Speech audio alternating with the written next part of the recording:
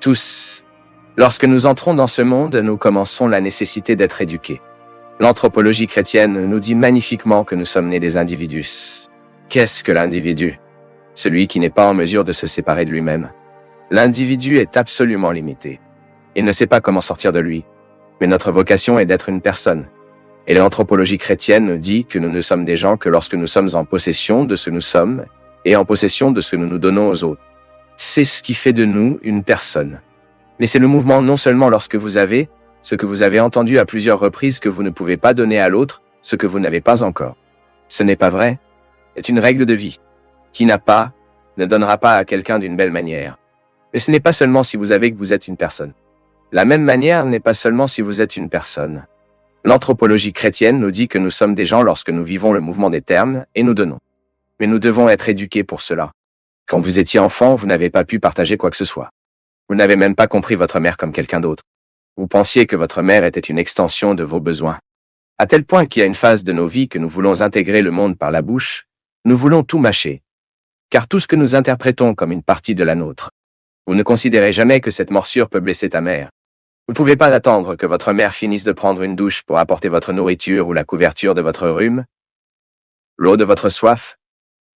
Vous savez quand vous avez commencé à être poli, lorsque vous avez commencé à comprendre que lorsque nous avons un jouet, le plaisir d'avoir un jouet est lorsque nous jouons avec quelqu'un.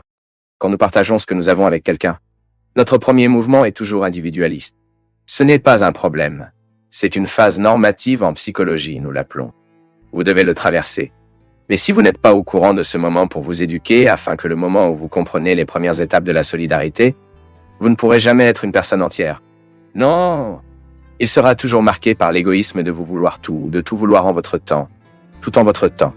Lorsque nous comprenons qui nous sommes en tant que gens, vous apprenez à donner. C'est donc mon peuple, qu'avant une maison qui est bien plus qu'un groupe de murs, je dis souvent que la maison est un sentiment qui nous arrive. C'est une intimité que vous réalisez immédiatement lorsque vous entrez à l'intérieur. Quelle est la richesse de votre maison? Les beaux murs? Les revêtements classiques? Les beaux meubles? Non. Le luxe que nous pouvons avoir à l'intérieur, ce sont les gens qui nous aiment et nous éduquer pour atteindre le meilleur que Dieu veut de chacun de nous.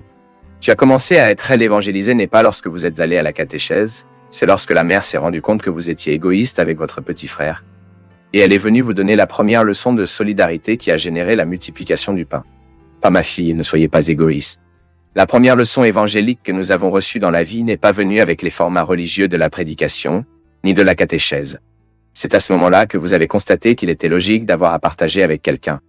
Vous avez commencé à apprendre à diviser ce que vous aviez. Puis vous avez tellement évolué en comprenant la division que vous avez commencé à exercer la forme la plus élevée de la division, qui ne donne pas ce que vous avez, et de donner qui vous êtes. Parce que parfois vous trouverez beaucoup de pauvres qui ont besoin matériellement de notre aide. Surtout ces jours-ci, lorsque le Brésil est si appauvri, dans tant d'endroits, dans tant de situations. Beaucoup de gens auront besoin que vous preniez un peu que vous avez et contribuez.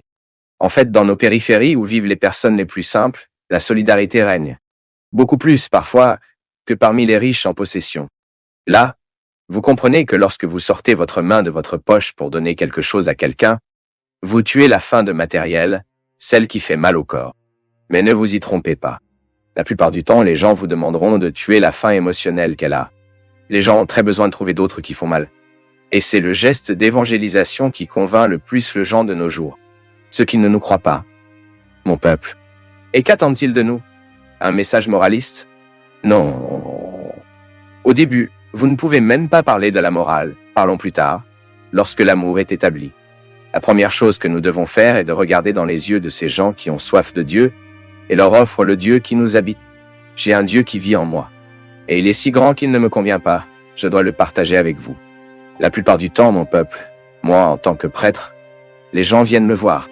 La plupart du temps, ce que les gens attendent de moi, c'est que je donne un peu ce que Dieu est en moi. Offrez-moi le Dieu qui est en vous. Lorsque nous nous rapportons, c'est beau lorsque vous réalisez que votre relation d'amitié ou votre relation de rencontre, qui est ensuite devenue un mariage, est une relation où vous offrez le Dieu qui habite chacun de vous.